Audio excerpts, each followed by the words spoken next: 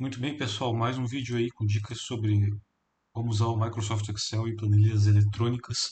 Nesse vídeo eu queria falar um pouco sobre como é que a gente pode ocultar dados que são sigilosos, dados do nosso trabalho, nossa empresa, da nossa pesquisa técnica ou científica, usando um procedimento que a gente usa muito. Na engenharia se usa bastante, mesmo na ciência da computação, o pessoal que trabalha com aprendizagem de máquina, né, e inteligência artificial, que é a normalização ou a dimensionalização, né, que na verdade automaticamente se acaba tirando as dimensões das variáveis.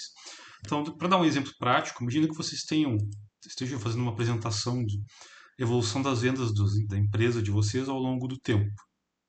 Poderia ser qualquer variável, tá, gente? Poderia ser, sei lá, dados de algum equipamento novo que está sendo patenteado. Esses dados desse equipamento poderiam ser, sei lá, temperatura, tensão, corrente, número de unidades produzidas por mês, não sei, algum dado de algum equipamento ou de algum processo que vocês queiram mostrar, mas vocês queiram ocultar os números verdadeiros, os números originais, né, da variável original que vocês estão trabalhando, no caso aqui seria em milhões de reais as vendas. Né? Então eu coloquei aqui algumas três principais formas da gente tirar a dimensão de variáveis, hein, e colocar o limite das variáveis de 0 a 1 ou de -1 a 1.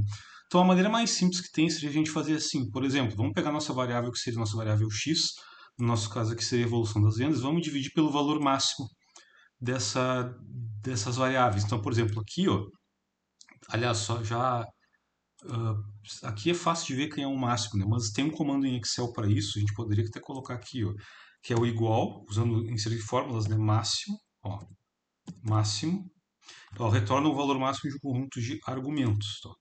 Então, ó, deixa eu cliquei sem querer na ajuda.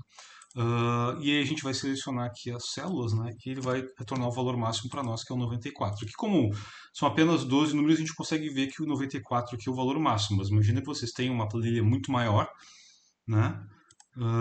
Sei lá, com 10 mil valores, aí não tem como ficar rolando a planilha para ver quem é o máximo e o mínimo, né? Ele tem comando mínimo também. Então, a gente pega o valor aqui das nossas vendas, cada um deles divide pelo máximo, que é 94, em milhões, aqui já expressa em milhões de reais. Então, o que, que acontece? Se eventualmente essa minha variável x for igual a zero, no caso aqui não é, essa minha variável que eu estou chamando de x subscrito a din, que é o x adimensional, vai valer zero. Quando eu estiver no valor máximo, ela vai valer igual a 1. Então, essa variável x adimensional que eu estou criando, ela varia de 0 a 1, que é o que eu estou especificando aqui, né, na chavezinha aqui. Essa é a forma mais simples da gente fazer a dimensionalização de variáveis, né? E a gente, além de dimensionalizar, tira a dimensão da variável, porque eu estou dividindo aqui reais por reais, é como se fosse uma variável sem dimensão. Eu estou dimensionalizando, ou seja, eu estou perdão, além de dimensionalizar, né, eu estou normalizando, ou seja, eu estou trazendo para um valor entre 0 e 1, tá? Processo de normalização. E aqui também é uma normalização e uma dimensionalização, por quê? Eu também estou trazendo para um intervalo de 0 a 1, só que aqui eu faço assim, ó, eu pego cada valor aqui, subtraio do valor mínimo, então vamos ver qual é o mínimo aqui, ó. Mínimo, né? Então aparece ali, eu retorno o valor mínimo contido em conjunto de valores. Clico duas vezes para ele abrir a parêntese ali do Excel, da fórmula, seleciono aqui, fecho parênteses e ele calcula 24, né? Então 24 aqui é o valor mínimo desse, desse conjunto de dados que eu coloquei aqui.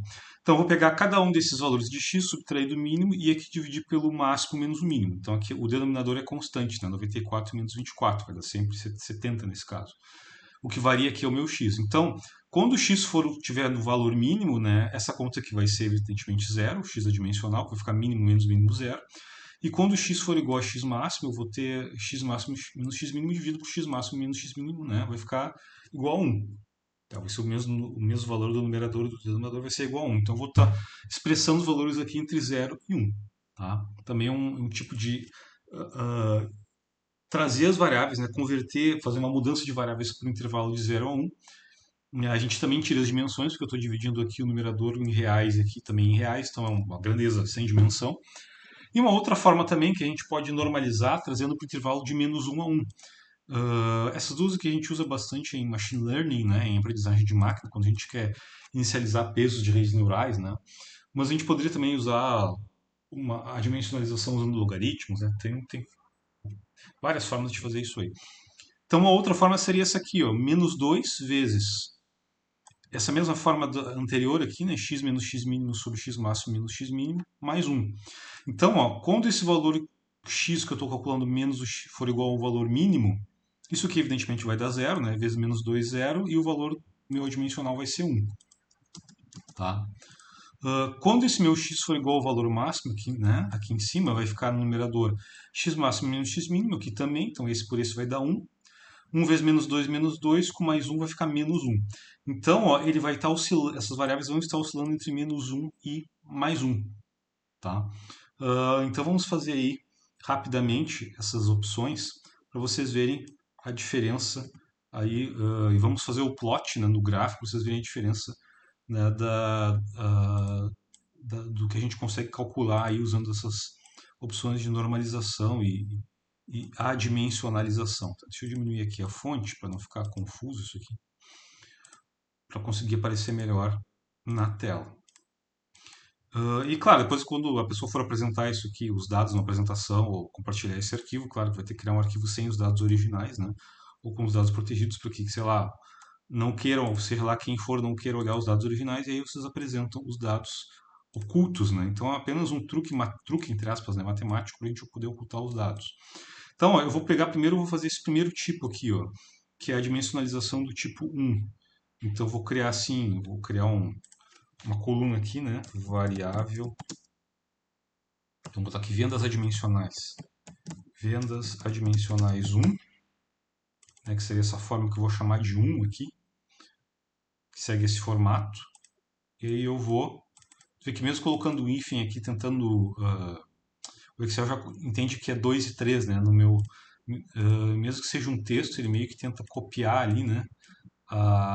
Padrão quando a gente arrasta o texto, né? Aqui eu coloquei vendas adimensionais 1, aqui ele já entende que é 2 e aqui eu vou colocar 3. Às vezes ele tenta adivinhar e acerta, mas nem sempre. Mas é o que eu quero fazer isso. Esse aqui seria 1, esse aqui seria o modo 2 de dimensionalizar e esse aqui, né? Que é de menos 1 a 1, seria o modo 3, tá? Poderia colocar qualquer outro nome. Então vou colocar uma fórmula aqui, né? Igual a minha variável x, no caso que c está em C5, dividido, né? Pelo valor, quem é o máximo aqui? Vai ser o máximo desse intervalo. Tá? Uma coisa importante, quando a gente for calcular o máximo, eu poderia colocar esse máximo numa célula e fazer referência dele com cifrão, uma célula separada, por exemplo, máximo e mínimo. Tá? Poderia fazer assim. Mas, eventualmente, se eu quiser aproveitar essa planilha para outros dados, ou de repente quiser mudar esses valores, né, fica mais prático talvez colocar na própria fórmula.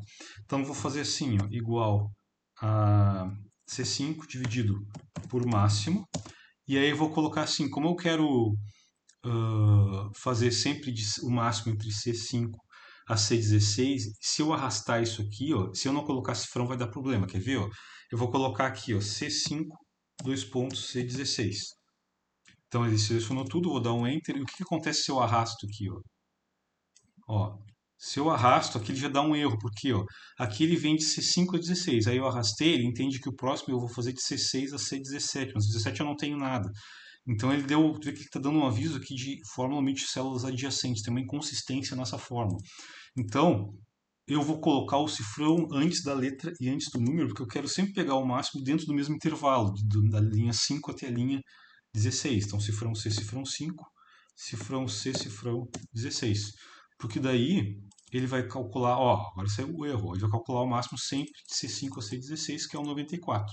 Ou se vocês quiserem, né, como eu fiz anteriormente, deixar numa célula e fazer referência às células, poderiam fazer assim também, né? Por exemplo, vou colocar o máximo desse cara aqui, né? Máximo, né, de C5, dois pontos, C16, que é 94. Eu posso fazer igual a C5 dividido por cifrão D, cifrão 17, que ele seleciona ali onde está o cálculo meu máximo, que é a minha constante. Aí eu dou um Enter e arrasto. Poderia ser assim também, tá?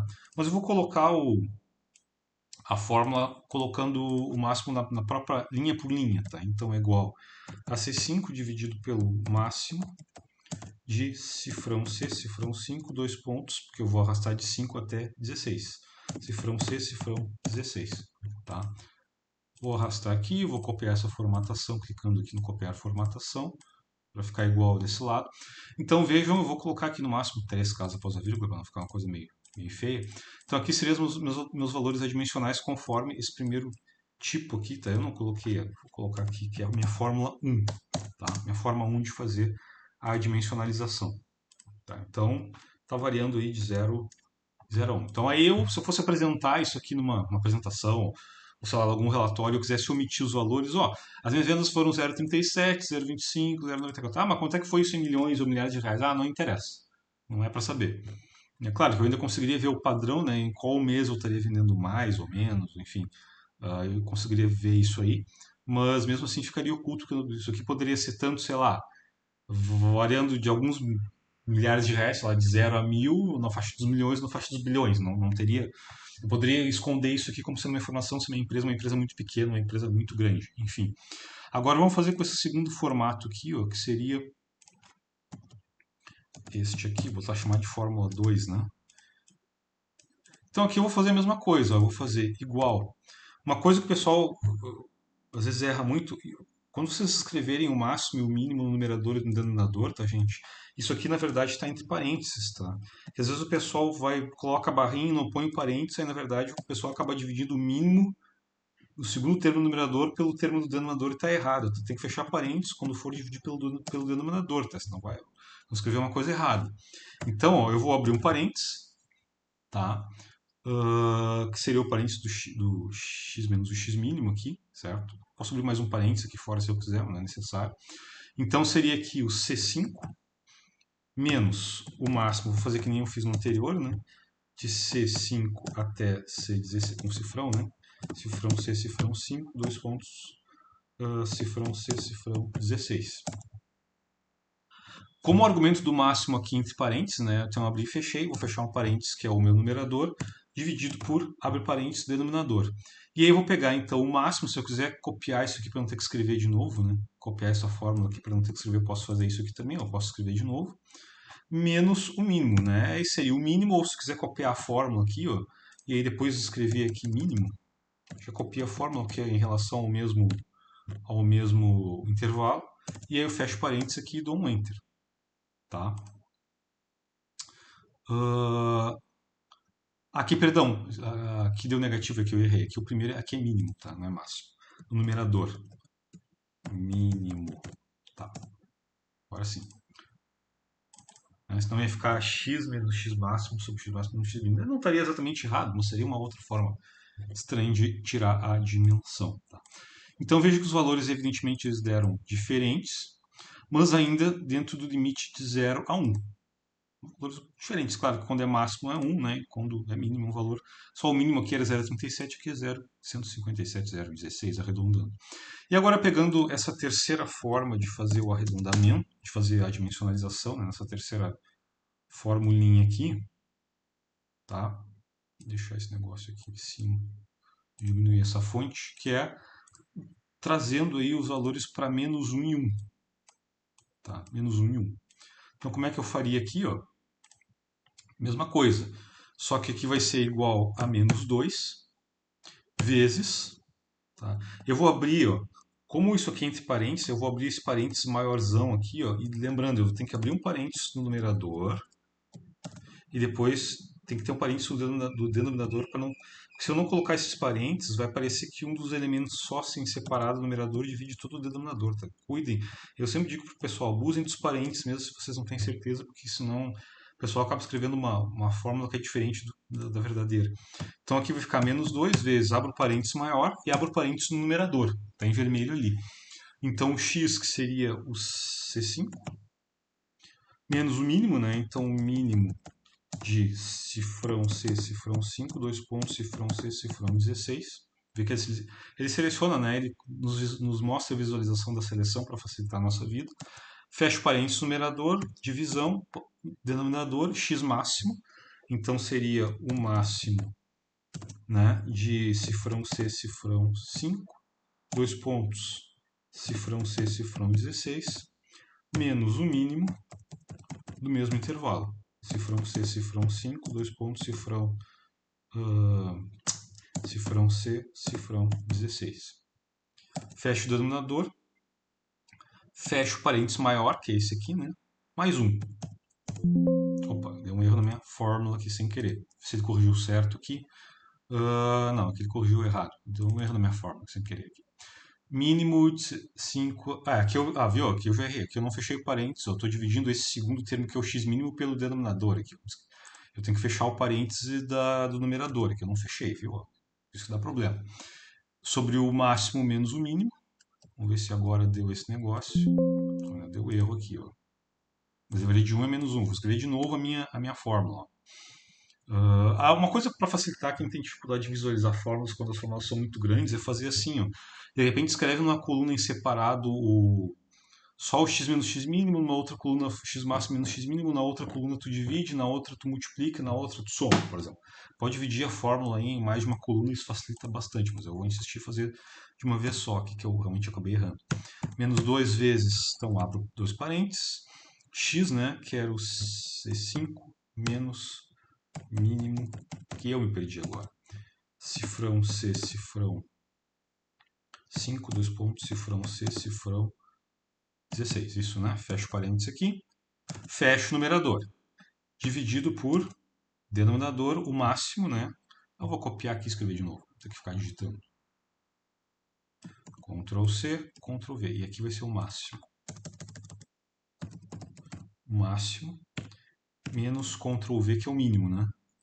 Então, isso aqui, vou fechar aqui, fechei o denominador. Aí eu fecho tudo ali e somo com 1. Agora deu. 0,68, né? Beleza, então ele varia de menos 1 a 1. Eu acho que eu tinha fechado. Eu acho que eu tinha antes colocado. Depois eu vou revisar o vídeo, eu tinha colocado 1 dentro aqui do parênteses e aí tinha dado um problema ali, né? Mas o 1 é fora do parênteses, do último parênteses, tá? Mas agora deu certinho. Então deixa eu copiar a formatação. Então veja que eu tenho, né, três formas de adimensionalização, aqui variando de menos 1 a 1, né?